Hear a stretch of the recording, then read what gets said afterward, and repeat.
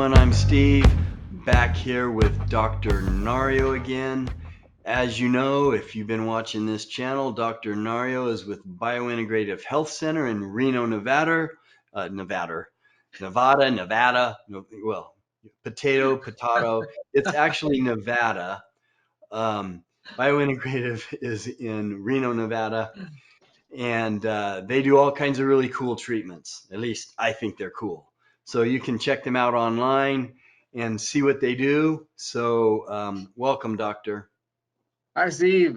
Thanks for inviting me again. You're getting all riled up with all the hormone talk that we're talking about. Yes, it's this topic that we have. It's getting to me.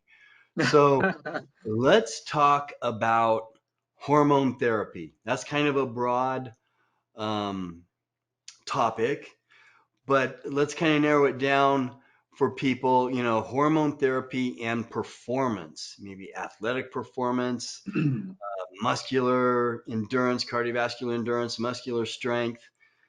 Can we talk kind of about how hormone therapy relates to performance? Well, Steve, good question because I see a lot of women needing hormone replacement therapy. And majority of my patients are actually looking for more of the bioidentical versions of these specific hormones. And these are estrogen, progesterone, especially in women. But I see them a lot with the menopause, perimenopause, and that's when everything's going crazy because of just the imbalance that they have. But again, I don't want to phrase just the sex hormones in this conversation, but there are other hormones that we have to consider: DHEA, thyroid, adrenals. Those are the ones that we do here in the practice. And usually, the basic goals of bioidentical hormone replacement therapy is to relieve symptoms, of course, impacting other conditions such as cancer, osteoporosis, prevention of cancer, meaning that's what I meant to say, and also to control those symptoms such as hot flashes, insomnia, mood changes of the menopausal stage. But now we're talking specifically about hormone replacement therapy that affects endurance and physical activity, and I can probably point my finger to one specific hormone that contributes a lot to this, and that is testosterone. And we have to remember that testosterone also affects mood. Of course, if you want to motivate yourself to go out and work and do exercise, the focus and memory, when you always want to have laser like focus when you do something in relation to sports, for example, and weight loss. So weight gain is something of motivation why we go for exercising, exercise activities, and also joint pains and aches and inflammation. So testosterone does a lot for these specific athletes who has these specific problems. That's why testosterone is really significant in the aspect of in the athletic world and athletic field. Okay, so full disclosure. Now, I mean, I'm being open and honest. I'm on testosterone replacement therapy. My Mhm. testosterone was really low. Now it's at the normal high end with just a small amount.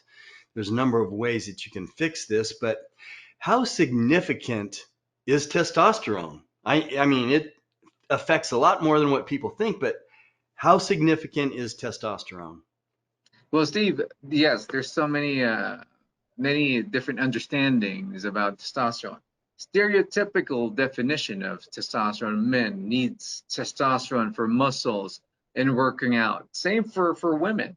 Actually, sex hormones are made by both men and women, and they need it.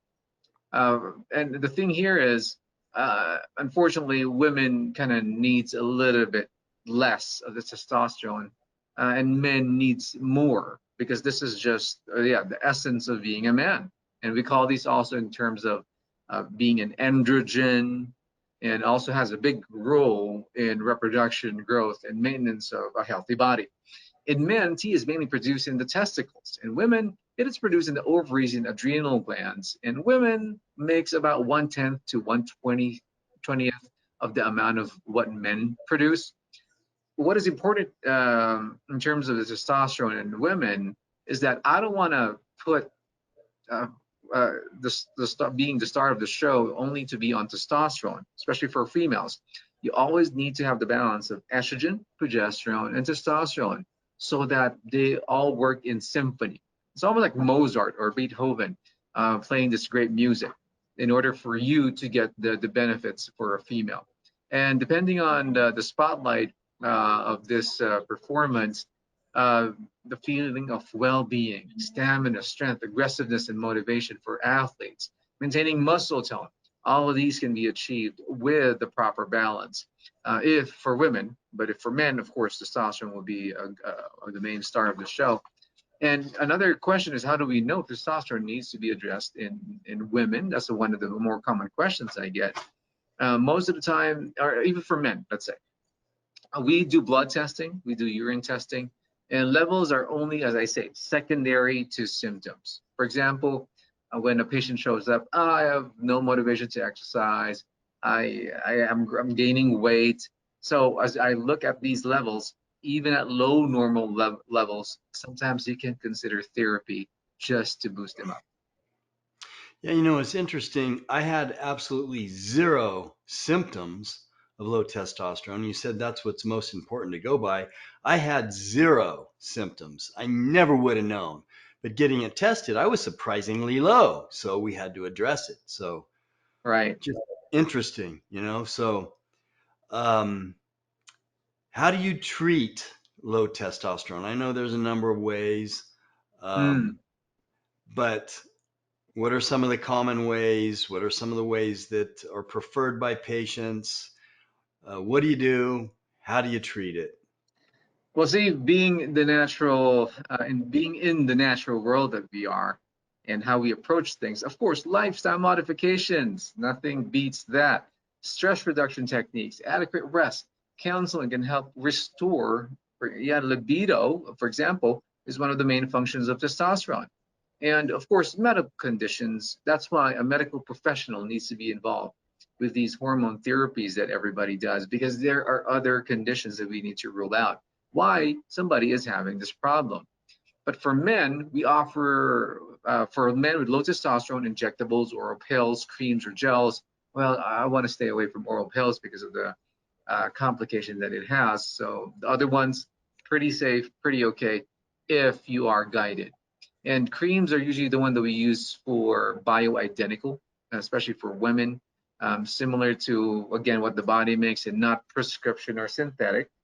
And doses usually for women would be 1/4 of a dose versus men.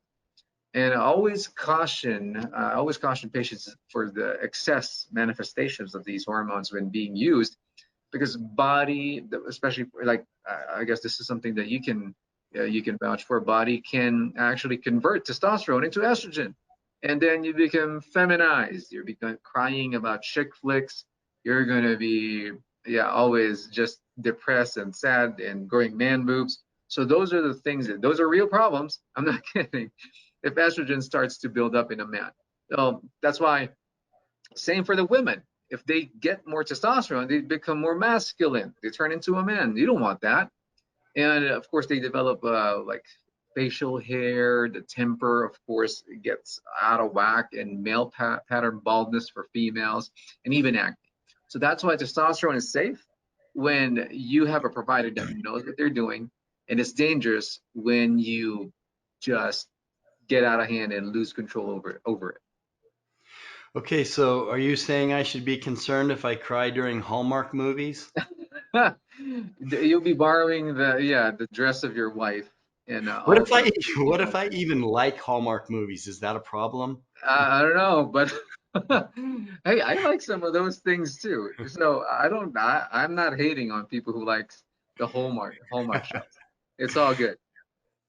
Okay, so I guess the point is it's really important to get the hormones really right, whether you're male or female, and that's going to help your performance. If you're working out in the gym, if you're a runner or whatever you're doing, and yeah, I can vouch for this. If you get the hormones right in all aspects, not just one or two, but you get them all right, it will really significantly improve or affect your performance, your physical performance in whatever you're doing. Is that the point? That is the point. And I have a lot of patients here who actually, I mean, in the bodybuilding world, they definitely use testosterone, black market stuff, internet. And I always tell them that, yeah, they better be careful because even for testosterone patients, we have to check the thyroid, number one. We have to check the liver. We have to check how the organs are actually metabolizing testosterone. So if you use this right, and I'm not promoting it for, of course, sports enhancement, but for just a better quality of life, health in general, anti-aging, and especially the seniors who are losing testosterone, if we just give them replacement, man, you just like flip a switch. It's a better world for them for sure. Yeah, and right now, I mean, that's a whole nother topic for another whole nother interview on all the other things that testosterone affects from starting with your heart. I mean, who would think, oh wow, my testosterone level is important for cardiovascular health? You know, it's important for so many different things, but the topic today is for performance, and it's definitely important. But like I said, those athletes or bodybuilders that are taking black market, these black market drugs, they're only considering one hormone. Your Right. point is we need to consider them all for maximum health because otherwise you can be harming your health, harming your performance, harming a lot of things if you're just focused on taking, you know, testosterone in every form that you can get it. Not good. So, Correct. Correct. um, thank you for your time, Dr. Nario, Biointegrative Health Center. Check them out online. Thanks for being with us today. Well, as we all know, Steve, knowledge is power, and thank you for letting me provide you with the edge in longevity and health maintenance, which I call the biological edge or the bio edge. Thanks, Steve, for having me. Thank you.